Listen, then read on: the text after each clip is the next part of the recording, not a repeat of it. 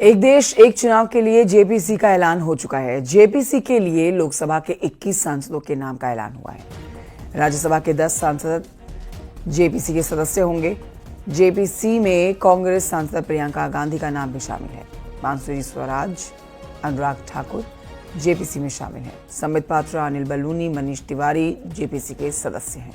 साथ ही धर्मेंद्र यादव, कल्याण बनर्जी और सुप्रिया सुले भी सदस्य हैं जेपीसी के।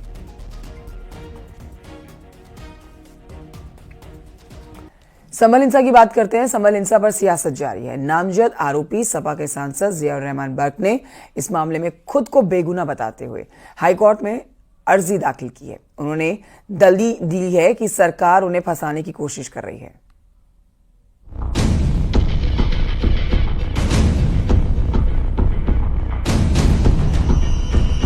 संभल में शाही जामा मस्जिद के सर्वे के दौरान हुई हिंसा के मामले में नामजद आरोपी संभल के सपा सांसद जियाउर रहमान बर्क ने हाईकोर्ट का रुख किया है। सांसद ने हाईकोर्ट में अर्जी दाखिल कर नामजद एफआईआर को चुनौती दी है और खुद को बेगुनाह बताया है। हाईकोर्ट में सांसद बर्क ने जो दलील दी है उसके मुताबिक वो 24 नवंबर हिंसा के दिन यूपी में मौजूद नहीं थे।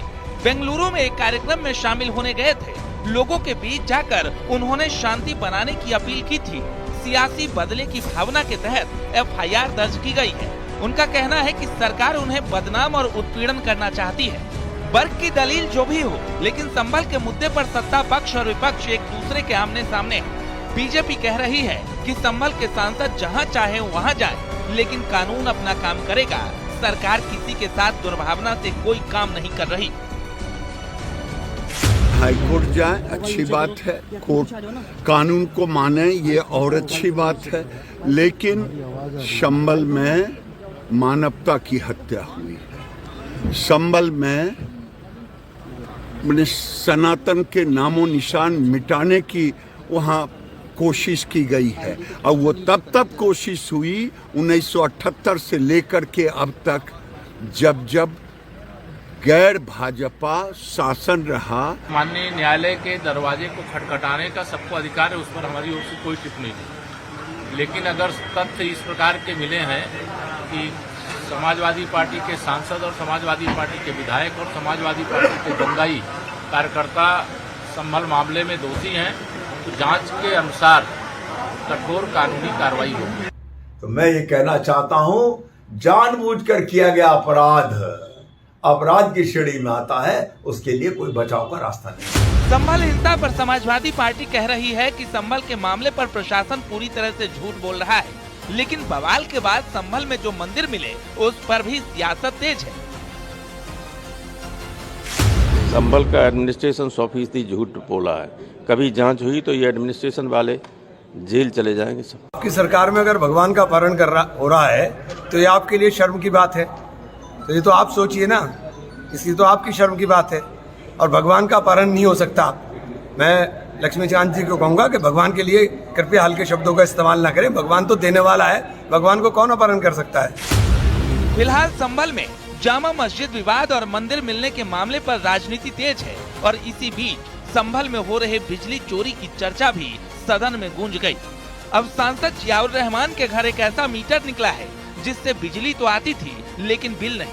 फिलहाल इस नए मुद्दे पर भी सांसद जियाउर रहमान बर्क घेरते दिखाई दे रहे हैं। Bureau report, news 18। और इस बीच आपको एक बड़ा अपडेट दे देते हैं। आज संभल पहुंचेगी एसआई की टीम, जो सोर्सेस बता रहे हैं। मंदिर और कुएं की जाएगी जांच। कार्बन डेटिंग के लिए टीम यहां पहुंच रही है।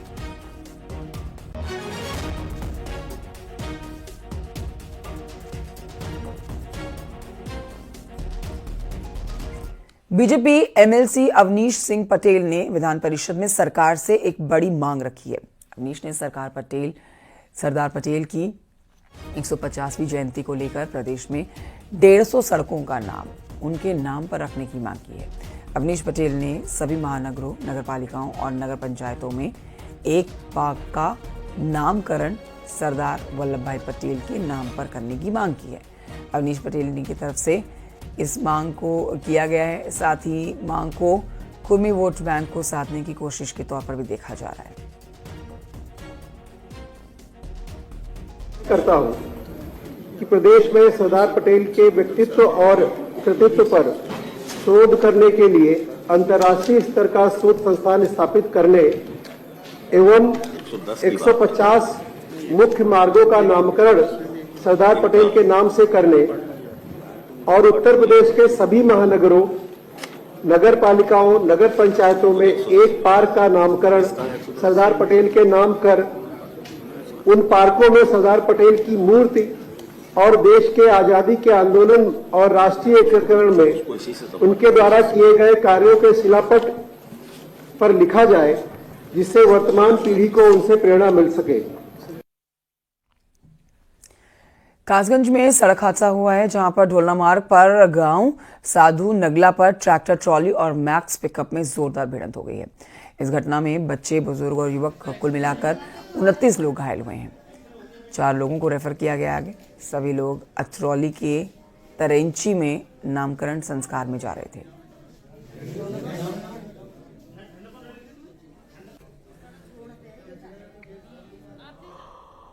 देखिए, आज शाम को 7 साढ़े 7 बजे के आसपास थाना ढोलना क्षेत्र में वाहिदपुर माफी गांव के पास में एक ट्रैक्टर और महिंद्रा पिकअप का आपस में टक्कर हुई थी, जिसमें कुल करीब 26 लोग घायल हुए हैं और सभी घायल यहां जिला अस्पताल में हैं। सबकी स्थिति ठीक है, कोई बहुत गंभीर नहीं। डॉक्टर साहब हमारे पास CMS साहब भी हैं, सबका उपचार चल रहा, बेहतर स्थिति में है और अभी सबकी स्थिति ठीक है। शाहजहांपुर से खबर है, जहां पर भीषण सड़क हादसा हुआ है। यहां पर ट्रक ने कार को मारी है जोरदार टक्कर। 5 लोगों की मौत हो गई है, 2 की हालत गंभीर है। मृतकों में 2 महिलाएं, 2 बच्चे और 1 पुरुष शामिल है।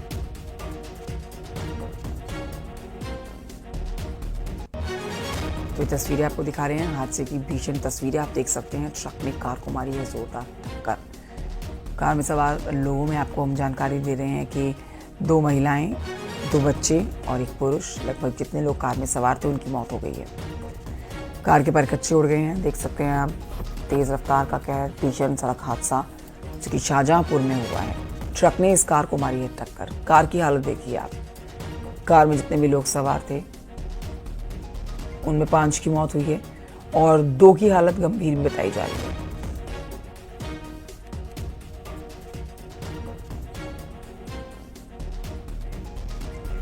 दीप श्रीवास्तव और जानकारी देंगे इस खबर पर। दीप श्रीवास्तव, तस्वीरें ये बता रही हैं कि हादसा कितना भीषण रहा होगा। ये पूरी खबर विस्तार से बताएं, कितने बजे और कैसे ये हादसा हुआ है। ये रात 11 बजे की घटना है। यहाँ पर ट्रक और कार की एक्सीडेंट हुआ, जिसमें 5 लोगों की मौत हो गई, जिसमें 2 महिलाएं और बच्चे और 10 लोग इसमें कुल टोटल घायल हुए हैं, जिसमें 5 की मौत हुई है। घायलों को अस्पताल में DMSP पहुंचे थे। यहाँ पर जो है 5 का इलाज किया जा रहा है, जिसमें 2 की हालत गंभीर है। बताया जा रहा है कि मदनलापुर रोड पर एक्सीडेंट हुआ है, जिसमें ट्रक ने जो है कार में टक्कर मारी है, जिससे कि ये हादसा हुआ है। ओके शिव, बहुत शुक्रिया आपका जानकारी के लिए। और आइए बढ़ते हैं आगे। आपको बताते हैं, मुख्यमंत्री योगी आदित्यनाथ को धमकी देने वाले को बरेली पुलिस ने गिरफ्तार कर लिया है। पुलिस ने सर्विलांस की मदद से आरोपी अनिल की गिरफ्तारी की है। पुलिस और खुफिया एजेंसियां आरोपी से लगातार पूछताछ कर रही हैं। अनिल कुमार उर्फ राज थाना नवाबगंज के रिछौला चौधरी गांव का रहने वाला है।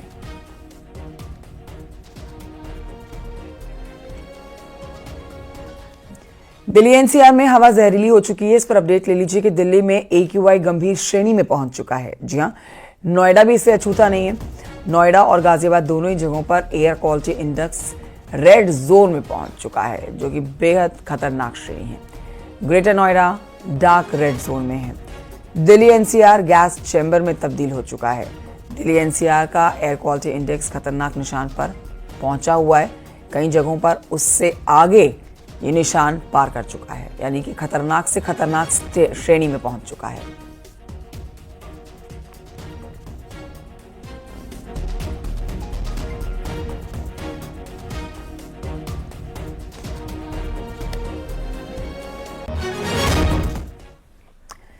और यहाँ वक्त एक छोटे से ब्रेक का है, कहीं मत जाइए, जल्द लौट रहे हैं।